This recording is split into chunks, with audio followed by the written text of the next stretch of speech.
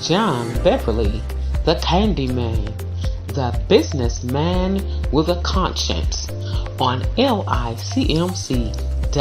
radio every Saturday at 3 p.m.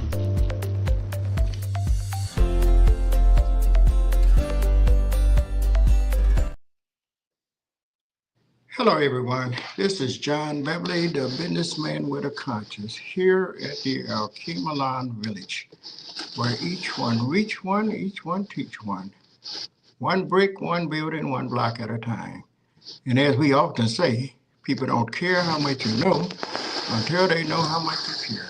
And we show that we care about the things that we do. And today I would like to talk to you about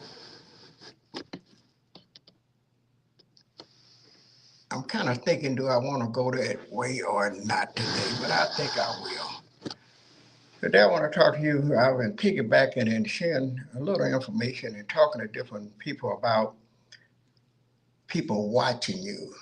There's always somebody watching you, and they watch what you do and how you do things. And you have often heard me talk about uh, be careful what you do and make decisions before you do it. Think about it before you do it. And I was just thinking and how important it is to focus on what you're doing yourself. And a few things happened today that got my attention, and I went from wanting to talk about one thing to something else. And just life in general, and how important it is to make the right decision. And based upon making that right decision, it has a tendency to sometimes, if you don't make the right one, but they say it'll come back and bite you. And it's funny that I said it'll come back and bite you because, first of all, I started off telling a young man about certain decisions and teeth and tongue. And I said that in particular based upon situations. And sometimes we have a tendency when things don't seem to go our way or go the way we want them to go, we kind of fall out and make decisions and unfortunate bad decisions. And I was explaining to him about your own teeth in your mouth and tongue. And he actually, where did I get that from? And I'm not for sure, but if I'm not mistaken, I think I got that from my father. And he said, John, teeth and tongue fall out every now and then. He said, every now and then, he said, you could be eating and enjoying a good meal. And we realized that the tongue is that kind of distinguish the taste, and the teeth chews up the food so you can enjoy it and savor the taste with the tongue to help it to digest better. And in doing so, every now and then, the tongue get in the way of the teeth and get bit.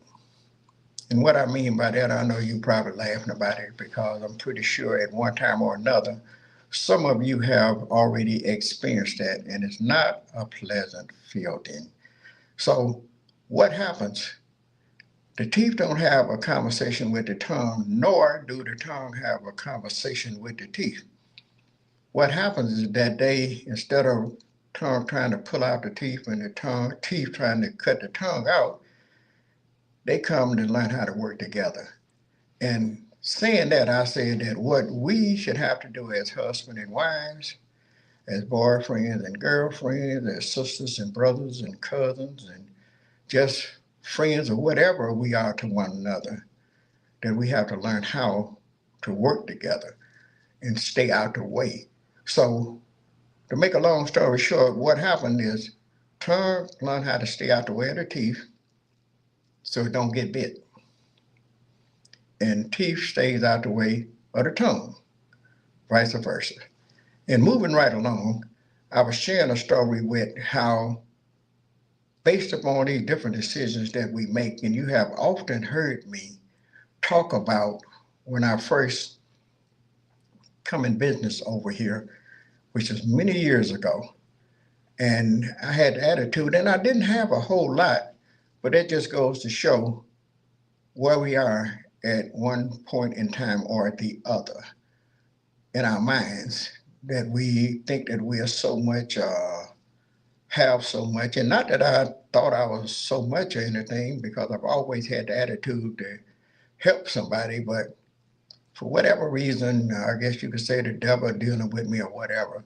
But when I first came over here, my attitude, I told you before, was putting everybody out of business, not realizing that we needed each other. And and down through the years, as I began to grow, I began to learn better. And then after I began to learn better, I began to do better. And thinking about all of that, I often think about here at the village. And my formal introduction is that I am John Beverly, the businessman with a conscience. That's what helps me with these different conversations. The businessman with a conscience here at the Alcumalon village, where each one reach one, each one teach one brick, one building, one block at a time.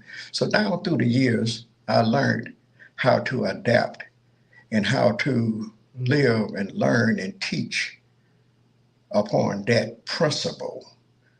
And I often say that people don't care how much you know until they know how much you care. And we show by the things that we do.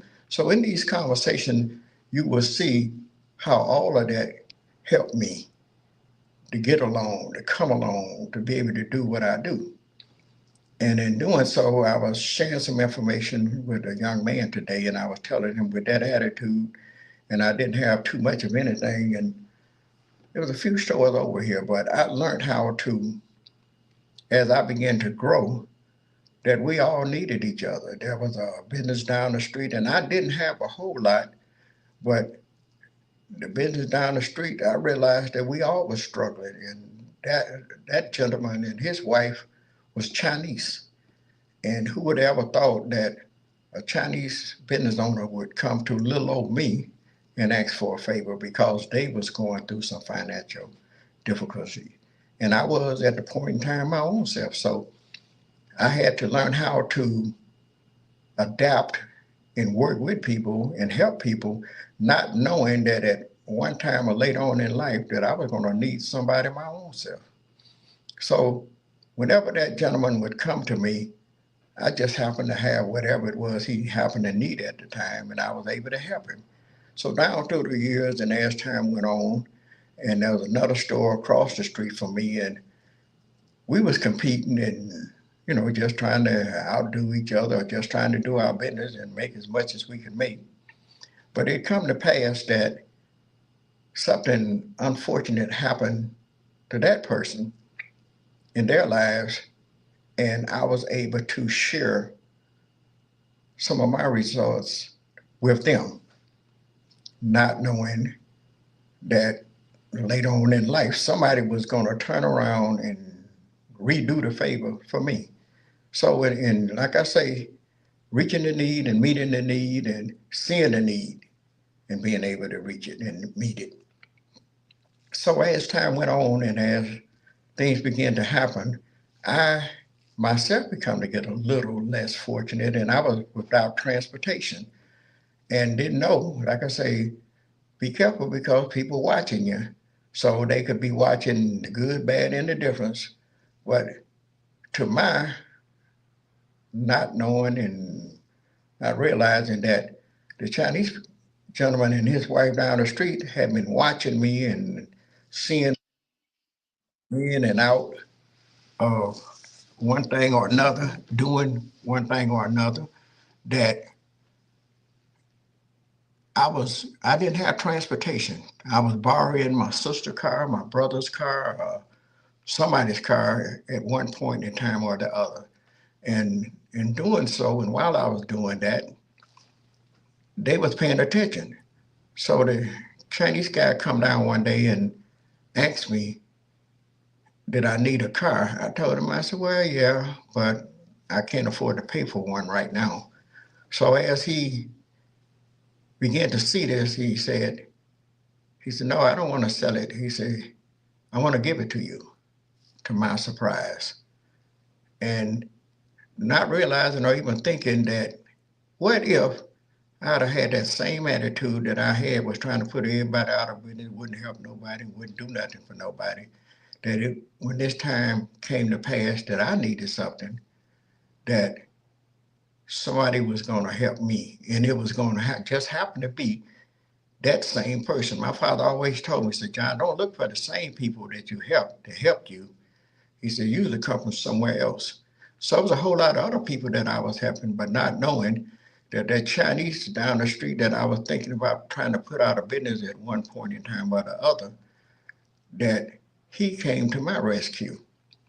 And he told me there was one thing wrong with the car. It runs good, but it had a gas leak.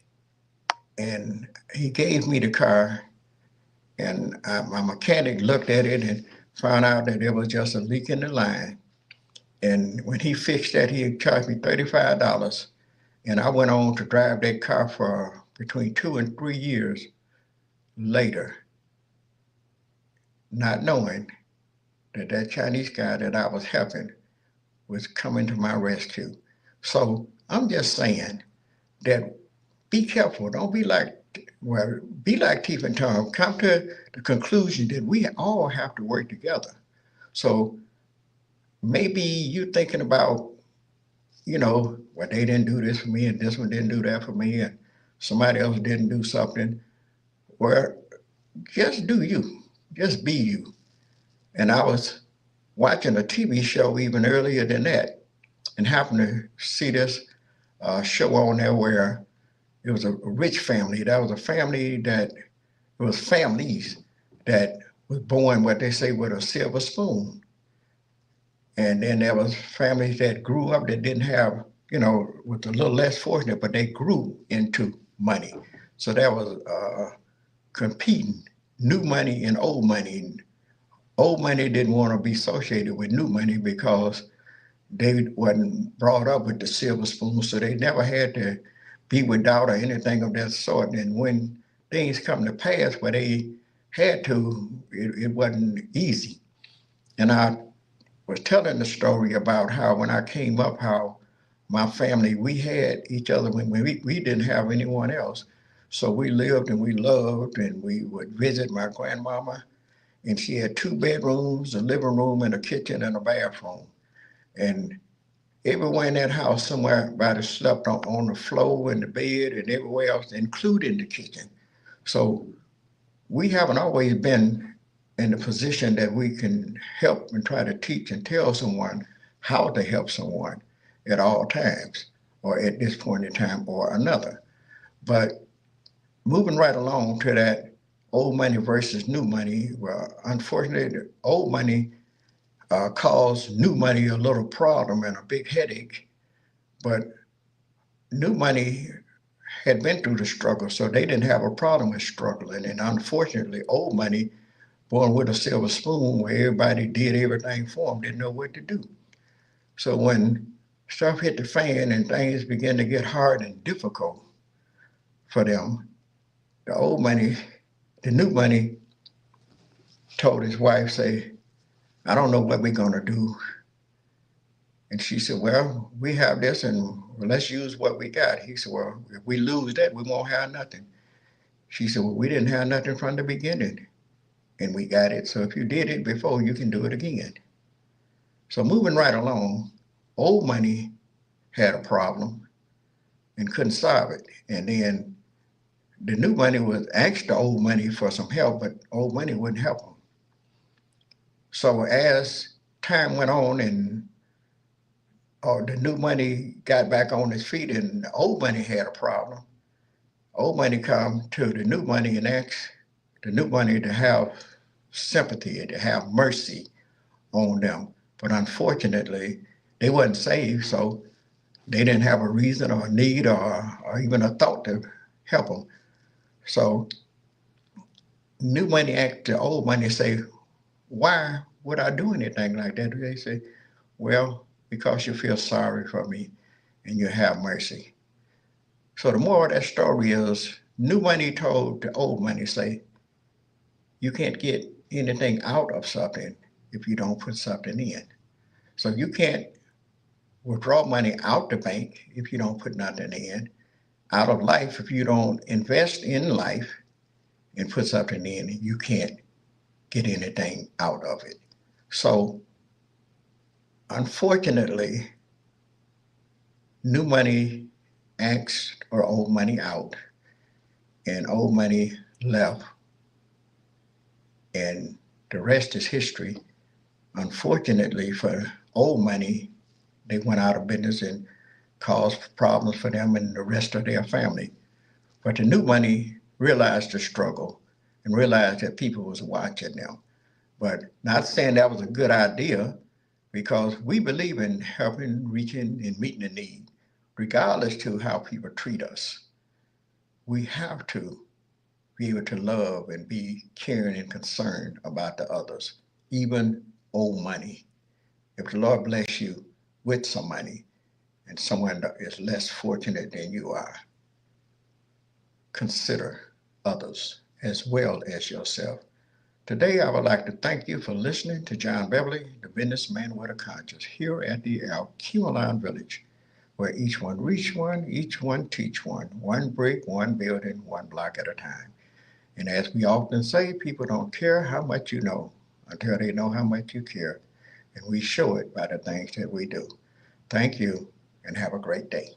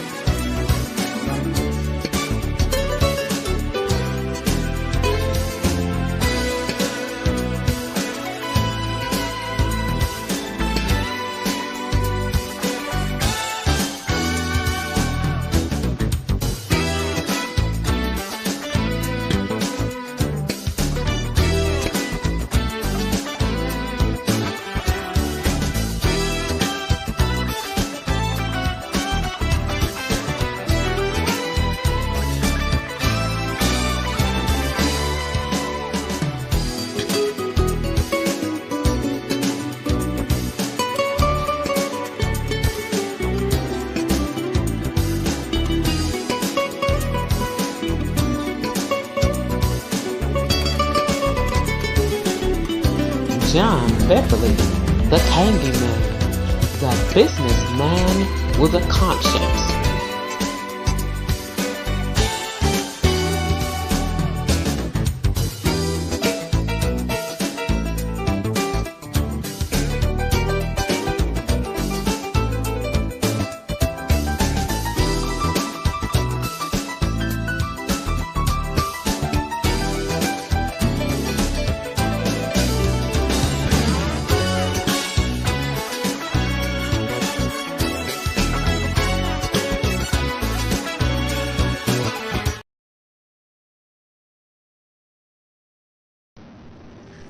John Beverly, the Candyman, the businessman with a conscience, on LICMC.net radio every Saturday at 3 p.m.